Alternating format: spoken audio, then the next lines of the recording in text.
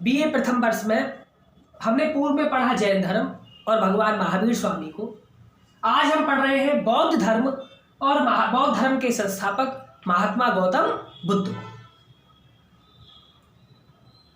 महात्मा गौतम बुद्ध जिनका time period है 563 से लेकर के 483 ईसा पूर्व तक। बौद्ध धर्म के संस्थापक गौतम बुद्ध थे। गौतम बुद्ध का जन्म 563 ईसा पूर्व में शाक्य गणराज्य की राजधानी कपिलवस्तु के समीप लुम्बिनी वन में बैसाख पूर्णिमा के दिन हुआ था। उनके पिता का नाम था शुद्धोदन और माता का नाम था महामाया। इनके बचपन का नाम था सिद्धार्थ। 16 वर्ष की उम्र में इनका विवाह यशोधरा नामक एक कन्या से हुआ और उनके एक पुत्र भी था जिसका नाम था राहुल। अपनी एक यात्रा के दौरान एक रोगी, एक वृद्ध मनुष्य, एक शवयात्रा और एक सन्यासी को देख करके वे दुखी हो गए और आत्मज्ञान की खोज करने के कारण एक रात्रि को अपने पिता, अपनी पत्नी, अपने पुत्र और समस्त राज वैभव को त्याग कर वह घर से निकल गए। इस घटना को कहा जाता है महाभिनिष्क्रमण। महात्मा बुद्ध की गृह त्याग की घटना को कहा जाता है महाभिनिष्क्रमण। गोरखपुर के समीप अनोमा नदी के तट पर उन्होंने अपने आभूषण और राजसी जो वस्त्र थे वो उतार दिए और तलवार से अपना जो जूड़ा था वह काट करके संन्यास ग्रहण कर लिया। उस समय उनकी आयु थी 29 वर्ष की। लगभग 6 वर्ष की कठोर तप के बाद 35 वर्ष की आयु में बैसाख पूर्णिमा के दिन बौद्ध गया में निरंजना नदी के तट पर पीपल के पेड़ के नीचे उनको आत्मज्ञान मतलब संबोधि की प्राप्ति हुई और वह तथागत मतलब बुद्ध कहलाए। ज्ञान प्राप्ति के बाद सिद्धार्थ गौतम बुद्ध के नाम से जाने गए। उन्होंने 45 वर्ष तक आध्यात्मिक ज्ञान व अपने धर्म का प्रचार प्रसार किया और 80 वर्ष की उम्र में 483 ईसा पूर्व में बैसाख पूर्णिमा के दिन गोरखपुर के समीप कुशीनारा नामक स्थान पर उनका निधन हुआ। बुद्ध के शरीर त्याग की जो घटना है उसको कहा जाता है महापरिनिर्वाण। तो ये था महात्मा बुद्ध का जीवन परिचय। हम पढ़ रहे हैं महात्मा बुद्ध और बौद्ध धर्म की शिक्षाएं तथा सिद्धांत। तो बौद्ध धर्म की शिक्षाएं और सिद्धांतों में जिस प्रकार जैन धर्म की हमने त्रिरत्न पढ़े, सम्यक दर्शन, सम्यक ज्ञान, सम्यक चारित्र, उसी तरीके से बौद्ध धर्म के भी 3 रत्न हैं, बुद्ध, संघ और धम्म। बुद्ध से मतलब है बौद्ध धर्म के संस्थापक महात्मा बुद्ध। संघ मतलब बौद्ध भिक्षु और भिक्षुणियों का संगठन और धम्म से मतलब है बौद्ध धर्म, भगवान बुद्ध का धर्म और उनके उपदेश। तो ये थे 3 रत्न, बुद्ध, संघ और धम्म। अब आता है 4 आर्य सत्य। 4 आर्य सत्यों में सबसे पहले है दुख। बौद्ध प्रथम आर्य सत्य यह है कि जीवन दुखमय है। संसार में सब तरफ दुख ही दुख है और सारा संसार दुख की अग्नि में चल रहा है।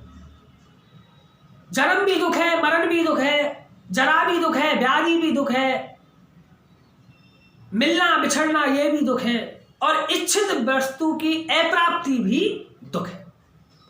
दूसरे नंबर पे आता है दुख समुदाय। दूसरा जो आर्य सत्य है वह यह है कि इन दुखों और कष्टों का अगर कोई कारण है तो वह है तृष्णा। और तृष्णा के जाल में, इच्छा के जाल में फंसे रहने के कारण मनुष्य को शांति की प्राप्ति नहीं होती और वह हमेशा दुख का अनुभव करता रहता है। अब इसका निरोध कि दुख का निरोध किस प्रकार हो, तो दुख का निरोध के लिए बताया गया है करने से, इच्छाओं को नष्ट करने से और दुख का नाश हो जाता है, क्योंकि तृष्णा ही दुख का कारण है। और इस कारण को यदि हटा दिया जाए तो दुखों का अपने आप नाश हो जाएगा। और चौथा है दुख निरोध का मार्ग। तो चौथा जो आर्य सत्य है वह इन कष्टों और दुखों की मुक्ति के लिए या इनकी मुक्ति के लिए जो मार्ग है वो कौन सा मार्ग है? वह है अष्टांगिक मार्ग। अष्टांगिक मार्ग का अनुसरण करना चाहिए, जिसका दूसरा नाम है मध्यम मार्ग। अब आता है तीसरे नंबर पे कि भाई अष्टांगिक मार्ग क्या है। महात्मा बुद्ध के अनुसार दुखों का निवारण करने के लिए मनुष्य को अष्टांगिक मार्गों का अनुसरण करना चाहिए। ये 8 नियम है, जिनमें सबसे पहले है सम्यक दृष्टि, दूसरे नंबर पे सम्यक संकल्प, तीसरे नंबर पे सम्यक वचन, अच्छे वचन बोलने चाहिए, सम्यक कर्मांत, सम्यक आजीव, सम्यक व्यायाम, सम्यक स्मृति और सम्यक समाधि। ये है अष्टांगिक मार्ग। अब इसी में आता है मध्यम मार्ग अपनाने की शिक्षा। अगला पॉइंट, महात्मा बुद्ध ने अपने अनुयायियों को मध्यम मार्ग अपनाने पर बल दिया। बौद्ध धर्म का यह मार्ग मध्यम प्रतिपदा भी कहा जाता है। महात्मा बुद्ध के द्वारा बताया गया मार्ग वस्तुतः 2 अतियों के बीच का रास्ता है, जिनमें ना तो तपस्या के लिए आग्रह है और ना ही अत्यधिक सुख एवं भोग विलास पर बल दिया गया है। मतलब बीच का मार्ग मनुष्य को अपनाना चाहिए। मनुष्य को ना तो ज्यादा भोग विलासी होना चाहिए और ना ही ज्यादा तपस्या का मार्ग अपनाना चाहिए। जो इनके बीच का मार्ग है उसका अनुसरण करना चाहिए। तो यह कहलाता है मध्यम मार्ग। इसके बाद आता है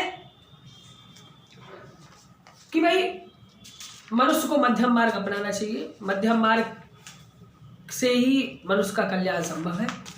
मध्यम मार्ग अपना करके ना तो ज्यादा भोग विलास में आसक्त रहे आदमी और ना ही ज्यादा त्याग और तपस्या में डूबे। इसके बाद आता है 10 सील।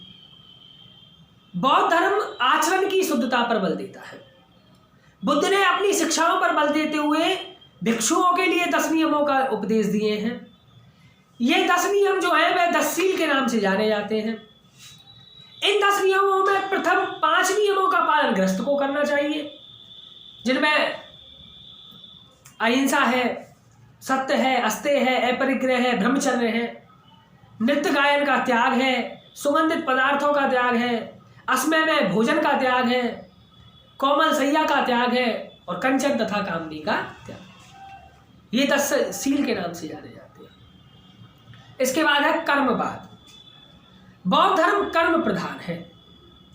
इस धर्म के अनुसार जगत के सभी व्यापार और क्रियाएं निर्याता कर्म है। बुद्ध ने अपने उपदेशों के माध्यम से यह समझाया है कि मनुष्य का यह जीवन एवं परलोक का जीवन उसके स्वयं के कर्मों के फल के ऊपर ही अवलंबित है। मनुष्य जैसा कर्म करेगा उसको वैसा ही फल भोगना पड़ेगा। प्रत्येक व्यक्ति अपने भाग्य का स्वयं निर्माता है और इसमें कोई भी परम शक्ति, देवता या ईश्वर परिवर्तन नहीं कर सकते। मनुष्य ने जैसा कर्म किया है उसको उसी कर्म के अनुसार फल भोगना पड़ेगा। तो ये बौद्ध धर्म का कर्मवाद का सिद्धांत है। इसके बाद है पुनर्जन्म। बौद्ध धर्म पुनर्जन्म के सिद्धांत को अपनी मान्यता प्रदान करता है। बौद्ध धर्म की मान्यता है कि मानव अपने कर्मों के फल के अनुसार अच्छी और बुरी योनि में जन्म लेता है।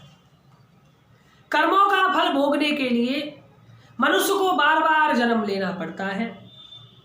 महात्मा बुद्ध के अनुसार पुनर्जन्म आत्मा का नहीं अपितु अहंकार का होता है। तृष्णा को नष्ट करके 10 सील का आचरण करके मनुष्य आवागमन के चक्र से मुक्ति प्राप्त कर सकता है। इसके बाद है अनीश्वरवाद। बौद्ध धर्म ईश्वर की सत्ता में विश्वास नहीं करता। महात्मा बुद्ध का अनुमान है कि ईश्वर इस संसार का रचयिता नहीं है। संसार तो कर्म तथा कार्य कारण की श्रृंखला में चलता रहता है।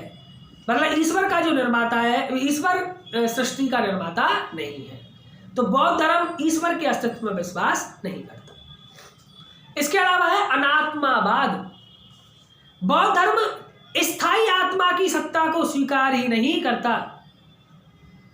इस धर्म के मतानुसार आत्मा शरीर के समान ही नाशवान है। बुद्ध के अनुसार मनुष्य भौतिक और मानसिक तत्वों का केवल संघात और पुतला मात्र है। जब तक इन तत्वों की समष्टि बनी रहती है तब तक ही मनुष्य का अस्तित्व बना रहता है, और जब ये तत्व नष्ट हो जाते हैं मनुष्य का भी अंत हो जाता है। अतः आत्मा जैसी कोई सत्ता है नहीं। शरीर के नाश के साथ मनुष्य का भी अंत हो जाता है। इसके बाद आती है एक अलग व्याख्या, क्षणिकवाद। महात्मा बुद्ध क्षणिकवाद के प्रतिपादक थे। उनका कहना है कि विश्व निरंतर परिवर्तनशील है और क्षणभंगुर है।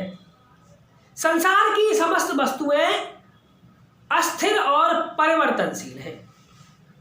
प्रतिक्षण बदलने वाली विश्व की प्रकृति क्षणिकवाद का मुख्य प्रमाण है। मतलब संसार में जो कुछ होने वाला है, जो कुछ हो रहा है, वह सब क्षणिक है, कुछ समय के लिए है और सभी क्षणभंगुर है, नष्ट हो जाने वाला है। इसके बाद है अहिंसा। बौद्ध धर्म अहिंसा का समर्थन करता है। बौद्ध धर्म के अनुसार मनुष्य को सदा हिंसा से बचना चाहिए। किसी भी मनुष्य या अन्य प्राणी को कष्ट या पीड़ा नहीं पहुंचानी चाहिए। बुद्ध की शिक्षा थी कि किसी जीव की हिंसा नहीं करनी चाहिए और दूसरे को मानसिक और शारीरिक कष्ट नहीं देना चाहिए। इसके अलावा आता है जाति पात का विरोध। महात्मा बुद्ध ने जाति पात का विरोध करके सामाजिक समानता पर विशेष बल दिया। उनका कहना था कि सभी जाति के व्यक्ति मोक्ष प्राप्त करने के अधिकारी हैं। इसके बाद अलग आता है प्रतीत समुत्पाद। प्रतीत समुत्पाद का शाब्दिक अर्थ है किसी कारण से किसी बात का उत्पन्न होना। इसे कार्य कारण का नियम भी कह सकते हैं। किसी भी घटना के लिए कोई भी कारण आवश्यक होता है। मतलब बिना कारण के कोई घटना घटित नहीं होती, बिना कारण के कोई घटना नहीं घटती। महात्मा बुद्ध ने संसार के दुखों के कारणों का पता लगाने के लिए ही इस सिद्धांत का प्रतिपादन किया। इस सिद्धांत के अनुसार दुखों की उत्पत्ति का कारण है अज्ञान और संसार की प्रत्येक वस्तु अनित्य है, परिवर्तनशील है, क्षणभंगुर है। मनुष्य यदि अच्छे कर्म करे तो वह दुखों के बंधनों से मुक्ति प्राप्त कर सकता है। और इसके अलावा एक और आता है वेदों की प्रामाणिकता में अविश्वास। बौद्ध धर्म वेदों की प्रामाणिकता में विश्वास नहीं करता। बौद्ध धर्म ने यज्ञों, बलियों और संस्कारों का विरोध किया तथा त्याग किया। उनका वैदिक देवी देवताओं में भी कोई विश्वास नहीं था। और लास्ट है निर्वाण प्राप्ति, जीवन का अंतिम लक्ष्य। जीवन का जो अंतिम लक्ष्य है वह है निर्वाण प्राप्ति। मोक्ष, निर्वाण जो है वो मोक्ष का ही दूसरा नाम है। निर्वाण तब संभव है जब मानव दुख व जन्म मरण के चक्र से मुक्त हो। महात्मा बुद्ध के अनुसार उन्होंने सभी जातियों और सभी वर्गों के मनुष्य को निर्वाण प्राप्ति का अधिकारी बताया और सभी मनुष्य सत्कर्म करके निर्वाण प्राप्त कर सकते हैं। तो ये थे बौद्ध धर्म की शिक्षाएं एवं सिद्धांत। बौद्ध धर्म की भारतीय संस्कृति को क्या देन है, ये हम अगली वीडियो में पढ़ेंगे।